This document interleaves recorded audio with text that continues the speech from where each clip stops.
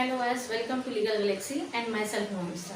Friends, previous video में हमने आपके साथ डिस्कस किया था प्रिंसिपल ऑफ ज्वाइंट लायबिलिटी का। और ज्वाइंट लायबिलिटी के प्रिंसिपल को जब हम सेक्शन 34 में डिस्कस किए थे, उसी समय हमने आप लोगों को ये बताया था कि 34 जो कॉमन इंटेंशन की बात बताता है और 149 जो है वो कॉमन ऑब्जेक्ट की बात बताता है। और हमने आप लोग से कहा था कि 149 को हम अलग से डिस्कस करेंगे, नहीं तो वो वीडियो बहुत ज़्यादा बड़ा हो जाता है। तो यहाँ पे हम आपको 149 को डिस्कस करेंगे। 149 जो है देखिए बेसिकली कॉमन ऑब्जेक्ट की बात बताता है, ठीक है। अब बात आती है कि कॉमन ऑब्जेक्ट है क्या। कॉमन ऑब्जेक्ट को डिफाइन किया गया 149 में कि कोई भी अनलॉफुल असेंबली है, अगर उन अनलॉफुल असेंबली में कोई व्यक्ति शामिल होता है और उसके फर्दरेंस में कोई काम करता है जबकि उसे ये पता हो कि कुछ ऐसी घटनाएं हो सकती हैं, ठीक है। अब देखिए जब इसको अगर हम थोड़ा सा और डिटेल में पढ़ेंगे तो इसके देखिए मेन दो एलिमेंट्स हैं, इसेंशियल एलिमेंट्स जो है, या इसको इंग्रेडिएंट्स कह लीजिए सेक्शन 149 के, वो 2 है। देखिए सबसे पहला इंग्रेडिएंट्स जो है वो क्या बताता है कि some offence must be committed by any member of an unlawful assembly. पहली बात तो देखिए ये ऑफेंस होना चाहिए, ठीक है।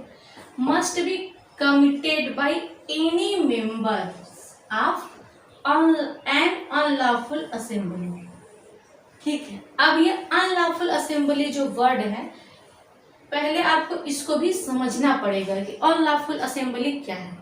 अनलॉफुल असेंबली को section 141 of Indian penal code में डिफाइन किया गया और इसमें 5 ही चीजें बताई गई हैं। वही 5 इंग्रेडिएंट्स जब फोर्सफुली होता है या उसमें क्रिमिनल फोर्स का यूज करके किया जाता है, तब वो माना जाता है कि यह जो है अनलॉफुल असेंबली है। जैसे मान लीजिए क्रिमिनल फोर्स के द्वारा लेजिस्लेचर को उखाड़ने की बात की जाए, या फिर कोई भी लॉ को एग्जीक्यूट न करने दिया जाए या उसे लागू न करने दिया जाए, या कोई ऐसा व्यक्ति है जो कोई कार्य करना चाहता है, मतलब वो लीगली बाउंड है, उसे उस कार्य को करने के लिए मना करना, या किसी व्यक्ति को कोई इलीगल एक्ट करने के लिए कहना जबरदस्ती, या क्रिमिनल फोर्स के द्वारा किसी की प्रॉपर्टी को हड़पना या उस पर कब्जा करना, यह सारी चीजें अनलॉफुल असेंबली में आती हैं, ठीक है।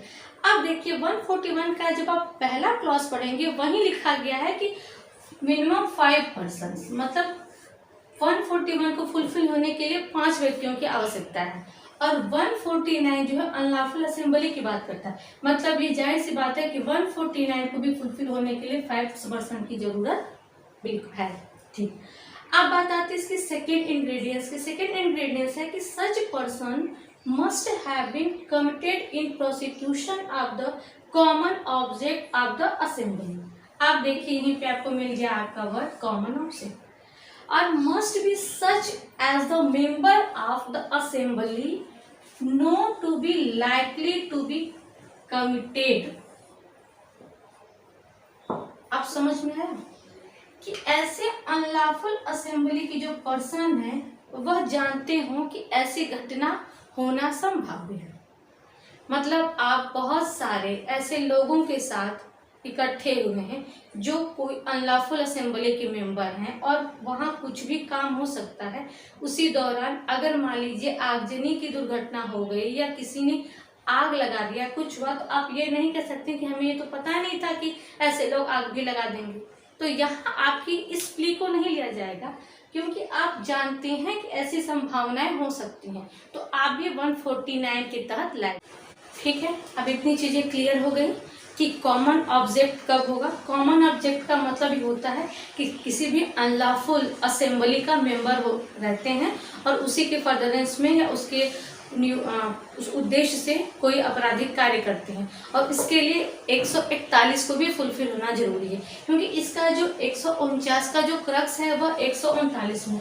जब तक आप 149 को पढ़ने से पहले 141 मतलब 141 को नहीं पढ़ेंगे, तब तक ये चीजें आपकी क्लियर नहीं हुई। उनकी जो शब्द है, शब्दों को क्लियर होना बहुत जरूरी है, ठीक है। अब यहाँ तक तो हो गया, हमने देख लिया कि 149 क्या है। अब बात आती है कि 34 और 149 में डिफरेंस क्या क्या है, ठीक है। देखिए प्रीवियस वीडियो में हमने आपके साथ जो डिस्कस किया था उसमें हमने थोड़ा सा आपको ब्रीफ में चीज बताया था कि सेक्शन 34 जो है वह रूल ऑफ एविडेंस है, जबकि 149 जो है वह एक ऑफेंस को बताता है। ठीक है, अब थोड़ा सा इसको पॉइंट से करके इसमें हम जो है डिफरेंस समझने की कोशिश करते हैं। ठीक है, सबसे पहला डिफरेंस क्या है कि सबसे पहला डिफरेंस जो होता है वह मेंबर का है। क्या है? मेंबर। ठीक है, अब यहाँ हम कर देते हैं 34। ठीक है, सेक्शन 34 और ये रहा सेक्शन 149। सबसे पहला जो उसमें डिफरेंस है वो मेंबर का है। 34 के लिए अगर 2 मेंबर हैं तो सफिशियंट है, लेकिन 149 के लिए मिनिमम रिक्वायरमेंट है 5 पर्सन्स की। अगर इससे कम रहेंगे तो 149 का ऑफेंस नहीं होगा। ठीक है, अब दूसरी बात आती है जो इसमें डिफरेंस की है, वो है इंटेंशन। इंटेंशन, ठीक है, इसमें इंटेंशन देखा जाएगा क्योंकि इसमें क्या होता है, कॉमन इंटेंशन होता है, और ये क्या होता है, कॉमन ऑब्जेक्ट की बात करता है। ठीक है, कॉमन ऑब्जेक्ट की बात करता है, और ये क्या है, कॉमन इंटेंशन की बात करता है। अब जब थर्ड हम इसमें देखते हैं, थर्ड होता है पार्टिसिपेशन। ठीक है, पार्टिसिपेशन। अब देखिए 34 में जो है कि पार्टिसिपेशन मस्ट है, मतलब कि जितने सारे मेंबर्स हैं जिनका कॉमन इंटेंशन, उनका एक्टिव पार्टिसिपेशन होना बहुत जरूरी है। भले ही वह केवल, जैसे वीरेंद्र कुमार घोष के मामले में था कि क्यों न वह केवल बाहर खड़े होके यह देख रहा हो या अपने सहयोगियों से बराबर लगा हो, किसी भी प्रकार की कोई मतलब पकड़े जाने की संभावना है तो वो उसको पहले इंडिकेशन दे देता।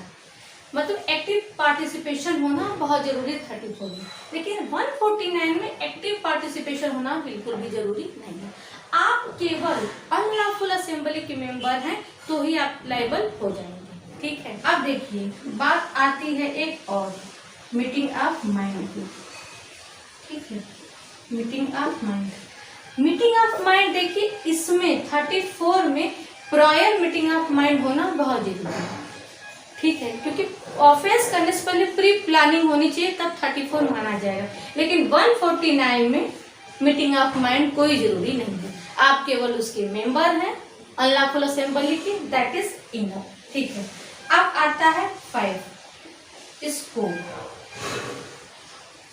ठीक है, देखिए हम जो है इसके स्कोप की बात करते हैं।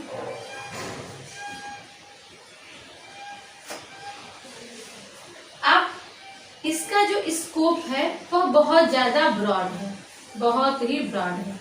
ठीक है, मतलब इसे किसी एक जगह नहीं रख सकते। किसी भी ऑफेंस को करने के लिए, किसी भी ऑफेंस को करने के लिए, एक्ट को करने के लिए अगर आपका कॉमन इंटेंशन है, मतलब कि प्रायर मीटिंग ऑफ माइंड है, तो यह 34 में आएगा। लेकिन 149 का एक क्राइटेरिया रख दिया गया, मतलब इसका स्कोप बहुत लिमिटेड है। यह 141 तक ही बस सीमित है। मतलब 141 में जो अनलॉफुल असेंबली की बात बताई गई है, केवल वही 5 चीजें होती हैं, तब 149 के तहत होगा। मतलब इसका जो दायरा है वो बहुत ज्यादा सीमित है। ठीक है, अब थोड़ा सा अब 6 पॉइंट देखते हैं। देखिए 6 पॉइंट क्या बताता है, यह कहता है क्रिएशन ऑफ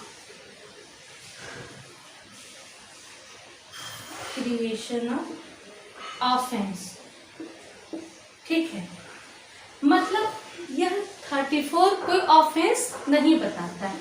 क्या है, 34 कोई ऑफेंस नहीं बताता है, लेकिन 149 एक स्पेशल ऑफेंस को क्रिएट करता है। ठीक, अब इसके अलावा देखिए 6 हमारे हो गए थे, 7वां हम देखते हैं क्या है। 7वां ये है कि यह रूल ऑफ एविडेंस है। रूल ऑफ एविडेंस, मतलब 34 रूल ऑफ एविडेंस है, लेकिन 149 एक ऑफेंस को बताता है। यह क्या है, पूरा एक ऑफेंस है।